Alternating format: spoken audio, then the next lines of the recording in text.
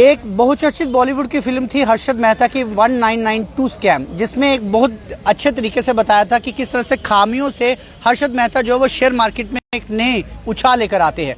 इस तरह के स्कैम से बाकी किसी ने कुछ सीखा हो या ना सीखा हो, लेकिन जम्मू कश्मीर सरकार ने इससे बहुत कुछ सीखा। इसका उदाहरण मेरे पीछे खड़े ये फाइनेंशियल कंपाइलर्स हैं, जिनको 2015 में एक एडवर्टीजमेंट निकाली गई कि इन्हें 120 पोस्टों के लिए मर्ज किया जाएगा, एडवर्टीज की जाएगी और ये आवेदन कर सकते हैं। इसमें लाखों की संख्या में लोगों ने आवेदन किए, युवाओं ने, और 2017 में इनकी जो एग्जामिनेशन है वो हुई। हालांकि एग्जामिनेशन के बाद रिजल्ट जो है वो पेंडिंग हो गया, इनका स्टे लग गया, लेकिन स्टे के बाद जब आखिरकार 2021 में इन्हें स्टे वेकेट करने में सफलता हासिल हुई और आखिरकार इन्होंने एक चैन की सांस ली कि करीब 7 से 8 सालों के बाद ही सही, लेकिन इनको इंसाफ तो मिला। लेकिन तब इनको पता चलता है कि जम्मू कश्मीर सरकार इनके आगे हाथ जोड़कर खड़ी हो जाती है कि हमसे एक बहुत बड़ी भूल हो गई थी कि ये जो एडवर्टीज की गई हैं 120 पोस्टें, ये कहीं एग्जिस्ट ही नहीं करती। तो भद्दा मजाक उसी तरह से हुआ जिस तरह से हर्षद मेहता ने बैंकों के साथ किया था, जिसके मफाद उन्होंने अपना निकाली और बैंक जो है वो मुंह देखते रह गए, जिस तरह से ये हमारे कंपाइलर जो अभी तक मुंह देख रहे हैं। सर, क्या कुछ मजाक हुआ आप लोगों के साथ? सर, मजाक तो कुछ ऐसा हुआ कि इसमें हम समझ नहीं आ रहा कि हंसें या रोएं। कुछ इस तरह से मजाक हुआ है। मजाक होता था हम हंसते भी थे कभी, पर इन्होंने गवर्नमेंट ने कुछ ऐसा मजाक कर दिया कि हमें कुछ क्लियर ही नहीं हो रहा। अब आपको जो मैं बताऊँ, ये 2015 की हमारी ये नोटिफिकेशन है। और बहुत अच्छे से हम लोगों ने एग्ज़ाम भी दिया इसका, एग्ज़ाम क्वालिफाई किया। एग्ज़ाम क्वालिफाई होने के बाद इंटरव्यू भी हुआ, और जैसे ही इंटरव्यू हुआ हम पे स्टे आ गया। तो चलो कोई बात नहीं, अब स्टे आ गया तो कोर्ट की तरफ से था, वो तो माननीय कोर्ट है, हमने उनका सम्मान करना है। हमने कोर्ट में केस लड़ा, कोर्ट में हमने केस विकेट करवाया। जब कोर्ट में केस विकेट करवाया, अब हमें लगा कि चलो अब टाइम लगा, चाहे 4 साल 5 साल, केस विकेट हो गया, तो अब अपनी लिस्ट के लिए SSR भी अप्रोच करें, भाई हमारी लिस्ट फाइनलाइज कीजिए। वहाँ भी हमने अप्रोच किया तो हमें लगा 1-2 दिन में आ जाएगी, पर वैसा नहीं हुआ। लेकिन चलो eight the end of the day 2-3 महीनों की मेहनत के बाद लिस्ट फाइनलाइज हुई, जिसमें हम सिलेक्टेड बच्चों का नाम था। अब सिलेक्शन लिस्ट आ गई, अब हमें लगा बस अब ज्वाइनिंग ही होनी होती है और क्या होना होता है। अब हमें इवन की रिकमेंडेशन भी कर दी फाइनेंस डिपार्टमेंट को, इन लोगों को लगाया जाए। अब जब हमें बाद में पता चलता है कि वो कहते हैं कि we don't have any rules, ये पोस्ट आपकी प्रमोशनल कोटा पोस्ट थी, हम आपको कैसे लगाए। मेरा क्वेश्चन ये है सर, ये अगर प्रमोशनल कोटा पोस्ट थी, जब ये एग्जाम हो रहा था तो आपको तो तब भी पता था। जब ये एग्जाम के बाद इंटरव्यू हुआ, आपको तो तब भी पता था। इंटरव्यू के बाद जब स्टे कोर्ट में हम 4 साल लड़ते रहे, तो तब भी आपको पता था। उस टाइम आपने क्यों नहीं की?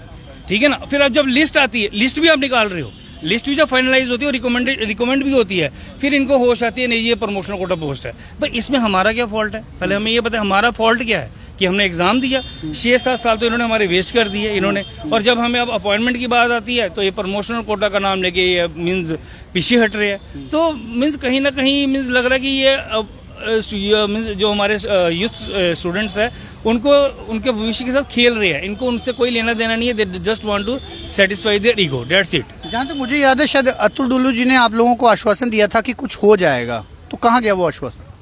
हाँ, जैसे नीरज भाई ने बताया कि अटल डुल्लू जी ने एक रिलैक्सेशन दिया था हमें कि ये हम आपको लगाएंगे। तो अब अटल डुल्लू जी तो ट्रांसफ़र हो गए, तो अब हमारे विवेक भारद्वाज सर आए हैं, तो वो तो हमें यही बोल रहे हैं कि हम ये नहीं कर सकते, इस रूल्स नहीं है हमारे पास इस कंपाइलर पोस्ट के ना। तो अब हम किसके पास जाएं? मैं एलजी साहब से यही रिक्वेस्ट करना चाहता हूं कि आप प्लीज़ इसमें थोड़ा संज्ञान लीजिए और इस चीज़ को देखिए। जो कि आप लोगों के पास अब ऑप्शंस क्या हैं? सर ऑप्शन मैं आपको बताता हूँ ना, जैसे हमारा ये लिस्ट फाइनलाइज हुई, इसके बाद हमने काफ़ी लीडर्स को अप्रोच किया। ऐसा नहीं कि बहुत सारे लीडर्स ने हमारी हेल्प करने की कोशिश भी की है, तो हमारी प्रोसेसिंग चली 6-7 महीने से, जब से लिस्ट निकली है प्रोसेसिंग हो रही थी और बहुत अच्छे से हमें होप थी कि अब हमारा फाइनलाइज हो जाएगा। और 1 time relaxation is given by the Atal Dulloo sir, तो वी आर हैप्पी कि चलो फाइनलाइज हो गया। At the end of the day कि वहाँ हमारी फाइल को कुछ री एग्जामिन के लिए बोला गया, तो हमने कहा कोई बात नहीं, री एग्जामिन 10-15 दिन और लग जाएंगे। लेकिन हमारा बैड लक, हमारे फाइनेंशियल कमिश्नर की ट्रांसफ़र हो जाती है, दूसरे फाइनेंशियल कमिश्नर आ जाते हैं। अब आई डोंट, वहाँ हमें समझ नहीं आती, जब उनके पास फाइल आती है तो वो फिर से वहीं शुरुआत सांप सीढ़ी होती है ना, 99 पे जब डंग बजे तो 3 पे आ जाते हैं। तो जस्ट लाइक डैट फिर 99 पे पहुंच के हम 3 पे आ गए। वो कहते हैं फिर से अब मीन्स प्रमोशनल कोटा पोस्ट है, अब हम जो ऑफिसर्स हैं उनको सूली पे चढ़ाएंगे और आपका कोई राइट ही नहीं बनता। अब आप बताएं हमारा राइट की डेफिनेशन क्या है? अब ये तो उनका पर्सपेक्टिव है, हमारा तो उनसे यही रिक्वेस्ट है सर, हमें appointment letter as soon as possible दी जाए। हमें कोई आपसे कोई वो मीन्स कोई रंजिश नहीं है, कोई ऐसी बात नहीं है। हमारा यही स्टूडेंट्स की रिक्वेस्ट है कि हमें अपॉइंटमेंट दी जाए एज सुन एज पॉसिबल। अब आप इतनी बड़ी बड़ी पोस्टों पे बैठे हो, किस चीज़ के लिए बैठे हो? आप जस्टिस के लिए बैठे हो ना। अगर आपको इतने 120 कंपाइलर्स की बात है, ठीक है ना, वो भी अपने फेयर तरीके से आया, कोई इसमें कोई एग्जाम का कोई पेपर लीक नहीं हुआ, कोई ऐसी वैसी बात नहीं हुई है, सिलेक्शन लिस्ट आउट है, रिकमेंडेशंस आर देयर, तो फिर कहाँ आप एक वे आउट निकालिए सर, आप निकाल सकते हो, एक वे आउट निकालिए और इनको लगाइए। क्यों आप मीन्स एडमेंट बने हुए इन चक्करों पे कि लगाना ही नहीं है?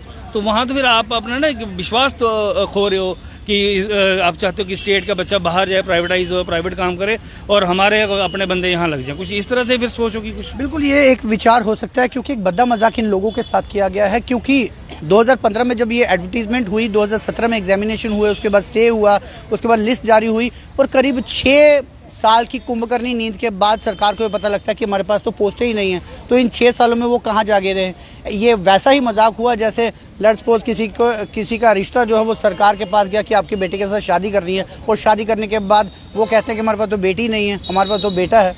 तो ये मजाक जो है ये युवाओं के साथ लगातार बाकी एस्पिरेंट्स के साथ, इन एस्पिरेंट्स के साथ ज़्यादा बद्दा किया गया है, क्योंकि 6 साल की डिस्क्रिमिनेशन के बाद आज भी इन लोगों को नहीं पता कि ये अब्जॉर्व होंगे या नहीं होंगे। लेकिन इतना ज़रूर है कि शायद सरकार ने जिन लोगों के लिए ये पोस्टें निकाली थी, या तो वो कहीं और एडजस्ट हो चुकी है, जिस वजह से अब उनके अपने जो युवा थे वो तो एडजस्ट करने के लिए रहे नहीं, जिस वजह से उन्होंने बाकी पोस्टों को भी शायद निराधार कर दिया। ये एक वजह बड़ी हो सकती है। फिलहाल अब जुड़ रही है व्यूज़ टुडे न्यूज़ के साथ।